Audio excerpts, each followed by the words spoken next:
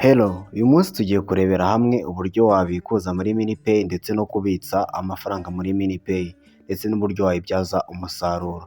Tudatinze rero reka dutangire. Kanda subscribe kuri ino channel, urebe video yose uyisoze udatarukije kugira ngo utagira ikintu na kimwe uri bucikwe. Biroroshye cyane. Tudatinze rero ngiye gutangira mbereka uburyo wabitsa muri MiniPay. Urahita ukanda handitse deposit, ibyo kwinjira no kwiyandikisha byoroshye kuri YouTube channel yacu.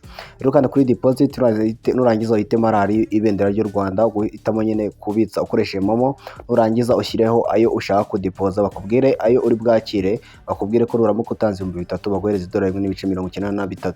Kuko ubireba aha ngaha rero bahita kuvuga ngo next verify your email, banza verifying email ko ari yawe kuko tugiye kuba twakura amafaranga kuri Momo wahuje nabo wiyandikisha. Urahita ushyiramo email yawe, numara gushyiramo email ukande kuri send, utegerezeho gatoya bakohereze code. Urahita usohoka ujye kuri email yawe, noneho ujye kureba code bakohereje kuri email. Rero ukimara kureba iyi code niyo uza ugashyiramo hariya kugira ngo bamenye neza ko ari wowe. Noneho wamara kuba wazana gushyiramo iyo code ugahita ukomeza step zikurikira. Ngiye kubikwereka akantu ku kandi kugira ngo urusheho gusobanukirwa. Code niyo urahita uyikopia cyangwa uyandike ku ruhande, nurangiza uze uyishyiremo ahangaha.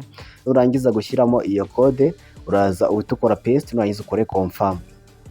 Numara gukanda confirm rero ahangaha uraza guhita usangamo u Rwanda, bakubwiye ngo shyiramo document cyangwa iyo wahuje nayo wiyandikisha cyangwa irangamuntu yawe, passport cyangwa permis. Nurangiza uhitemo national ID, irangamuntu. Nurangiza urabona ahantu handitse first name, ahangaha urashyiramo amazina yawe akubaruyeho ku irangamuntu, uze urebe handitse ngo date of birthday. Nurangiza naho ushyireho irangamuntu yawe nyine igihe wavukiye, ukwezi ndetse n'umwaka. Nusoza rero kuba wabyuzuza uze kureba neza nyine ko bihura n'irangamuntu yawe, kuko biramutse bidahura ntabwo byakunda ko wabasha gukora deposit mo ahangaha muri MiniPay. Rero nindangiza kuba nabikwereka, ndakwereka n'uburyo wabikuza muri MiniPay kugezaho kuri mobile money mu buryo bworoshye step by step. Iyi video nimba igufashije cyangwa ugeze ahangaha kanda like kugira ngo tuze dukomeza kubana neza ahangaha kuri ino channel yacu umunsi ku wundi. Tudatinze rero ukimara kuba wabyuzuzamo urahita ukanda ahangaha bakubwire ngo kanda continue kugira ngo ubashe kuwashyira wakora icyo bita selfie. Urahita ukanda continue kugira ngo dufungure selfie.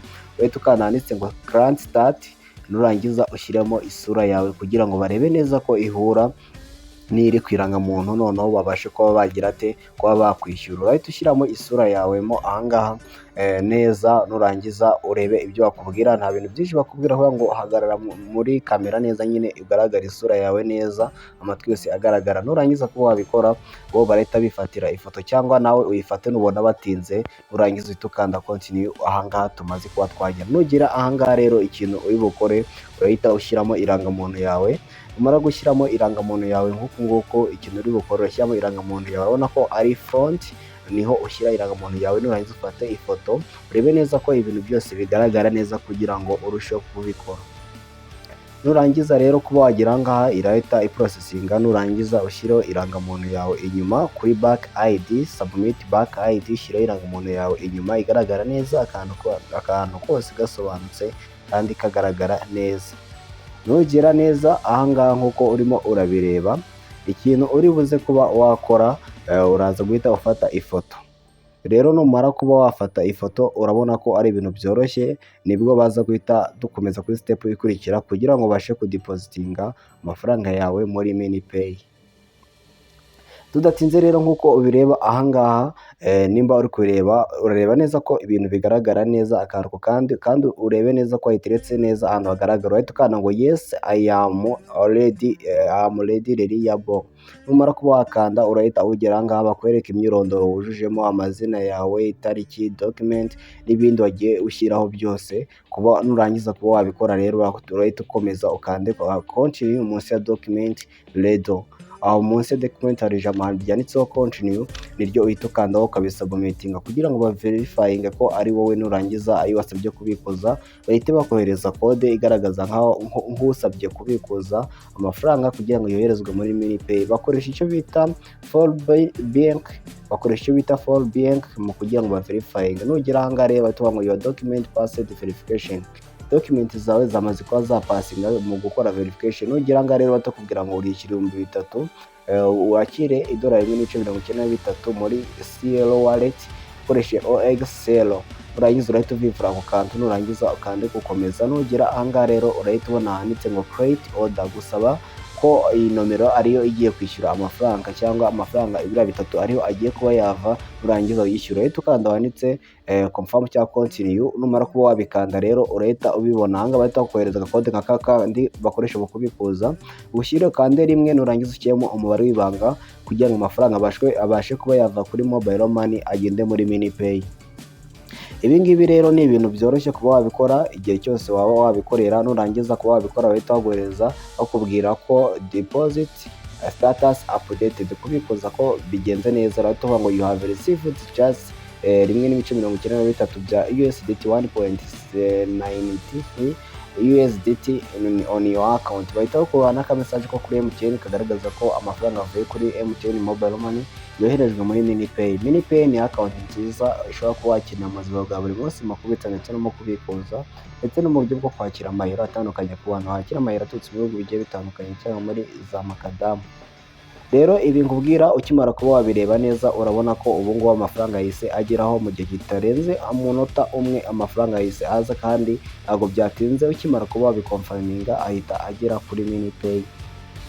Kuko ubireba neza aha ngaha urabona ko yamaze kuba yageraho, igikurikiye cyo kwereka noneho uburyo bwo kubikura. Murabizi ko harakora dufite $29 byaturutse mu mpano tugenda cyangwa mu bihembo tugenda tubona cyangwa reward tugenda tubonamo aha ngaha, tugiye kuyabikuriza rimwe atugeraho kuri mobile money, mbereka n'uburyo bwo kubikuza kugira ngo urusheho gusobanukirwa uburyo uhita ubikuza direct ukayohereza kuri mobile money mu buryo bworoshye kandi bikakugeraho mu buryo butagoranye. Tudatinze rero tugiye guhita dukomeza.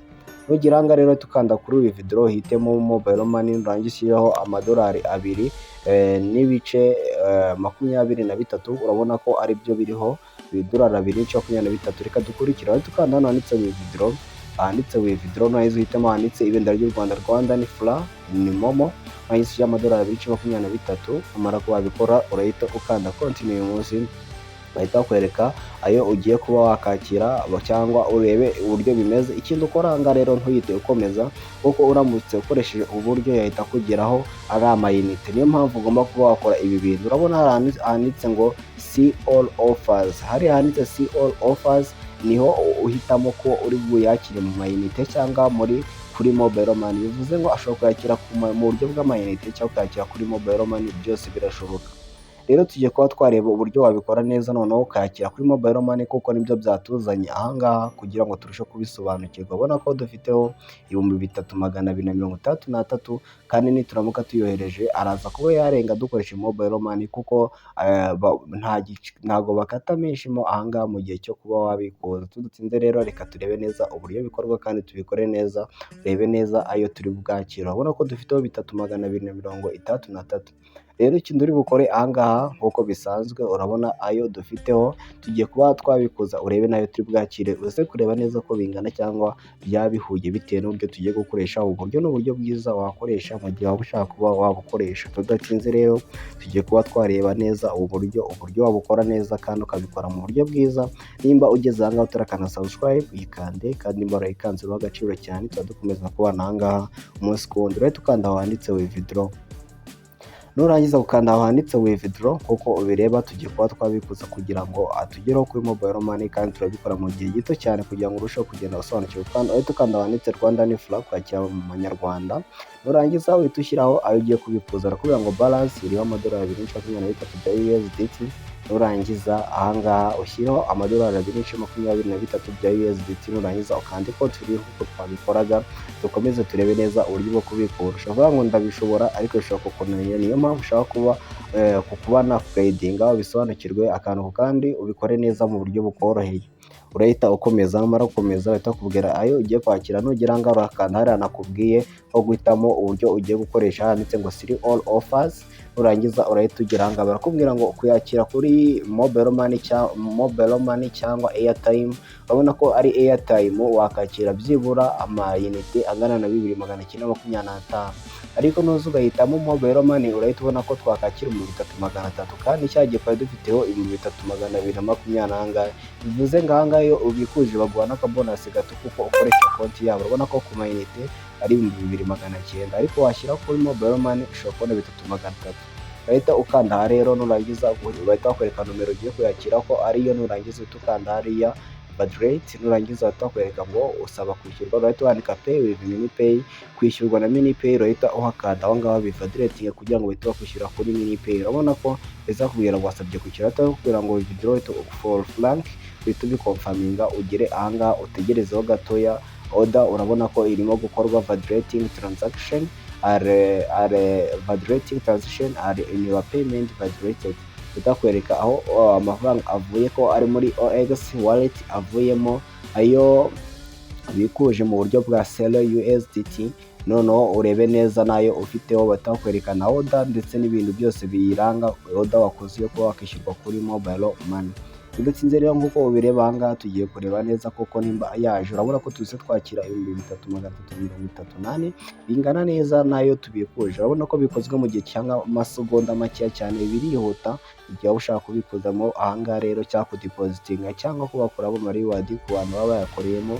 Hari ibintu byinshi nzabereka bizagenda bibasobanurira ku tundi tuzaba tugenda tubafasha umunsi ku wundi. Nizere ko ibi bintu bisobanukiwe kandi ubibona neza, kandi uramutse ugize ikibazo wacyandika hano muri comment, tugiye kureba neza koko nimba yavuyeho kandi nimba yageze kuri mobile money neza, tubirebe no muri message akantu kandi kugira ngo turusheho gusobanukirwa mu buryo butworoheye. Tudatinze rero nk'uko ubireba aha ngaha, urabona ko muri message batubwiye ngo message now you have received 3,400 by'amafaranga y'u Rwanda for communication, bakubwira nawe yaturutse n'ikigo yaturutsemo, bakwereka nayo ufite kuri balance account yawe. Nuza ukareba rero mo aha ngaha byose bahita bikwereka, noneho bikaba byagaragara neza ku bantu rero batarafungura za Mokash cyangwa bank, ukaba wabihuza na momo yawe cyangwa ukaba wabihuza na za Airtel. Abantu bose bakeneye ubumenyi bujyanye na online cyangwa amafaranga ya digital, kuba wayasobanukirwa uko bikora, abo bantu bose ndabagira ngo mubyandike muri comment, noneho ikibazo ufite nzakigufashemo muri video zizakurikira. Nizere ko usobanukiwe, kandi nimba wakanze subscribe w'agaciro, nimba utarayikanda yikanda hakiri kare, kandi ukanda like kuri ino video. Bye bye, mugire byiza, ciao ciao, ndabakunda cyane. Icyo nababwira, nimba ufite ikibazo cyandika muri comment, kandi tuzatugenda dukomeza kubana aha ngaha. Kandi ku bantu bifuza gutangira urugendo rwa YouTube cyangwa kuba wakora channel ndetse n'ibindi bigiye bitandukanye no kuzamura channel zanyu, ndaje nze mbibafashamo mu minsi ikurikiye kugira ngo murusheho kuba mwabisobanukirwa. Noneho ufite ikibazo mufashe kuri buri kantu mu editinga ndetse n'ibindi bigiye bitandukanye. Ibyo byose tuzatugenda tubana muri group yacu WhatsApp, turayifite, yitwa udushya training, ibindi bigiye bitandukanye, YouTube support training. Ibyo ngibyo uzagenda ubibona umunsi ku wundi. Nimba utarenya muri group yacu WhatsApp, waza kuba wakinjira, noneho tukaza dukomeza kubana umunsi ku wundi, atagize akantu na gato kagucika no kujoininga group yacu ya WhatsApp ndetse na channel yacu WhatsApp, byose ukaza ubona update ku gihe. Bye bye, mugire byiza, ciao ciao.